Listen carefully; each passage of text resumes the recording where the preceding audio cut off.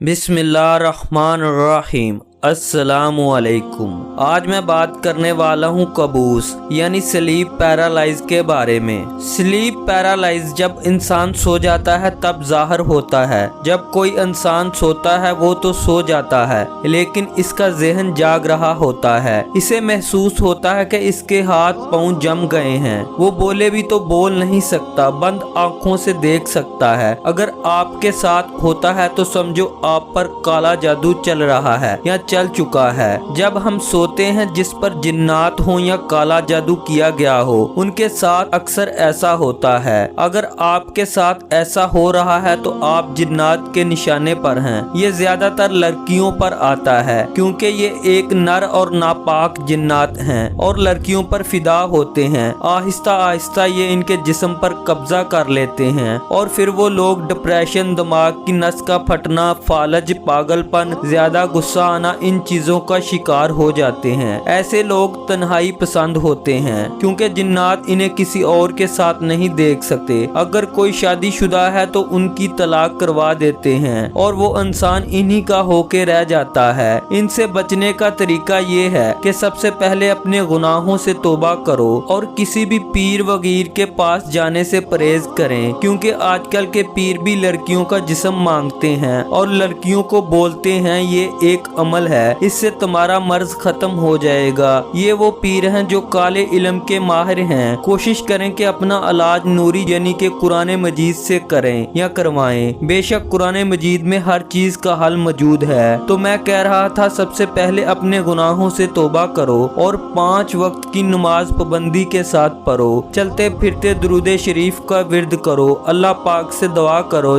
जिन्नात से बचने की, और सोते वक्त दुरूद पाक पढ़ के चाहे एक बार ही क्यों ना पढ़ो, अपने प्यारे नबी हजरत मोहम्मद सल्लल्लाहु अलैहि वसल्लम पर भेजो और सीधा लेटने की बजाय करवट लेकर लेटो और हर रात गुनाहों से तौबा करके सो जाओ। जिंदगी का कोई भरोसा नहीं कि हम सुबह का सूरज देख पाएंगे या नहीं। अल्लाह पाक हमें काले जादू और नापाक जिन्नात के साए से भी बचाए। आमीन सुम्मा आमीन। अगर किसी का कोई सवाल है या कोई इनका शिकार है वो कमेंट में बता सकता है। दुआओं में याद रखना। अल्लाह हाफिज।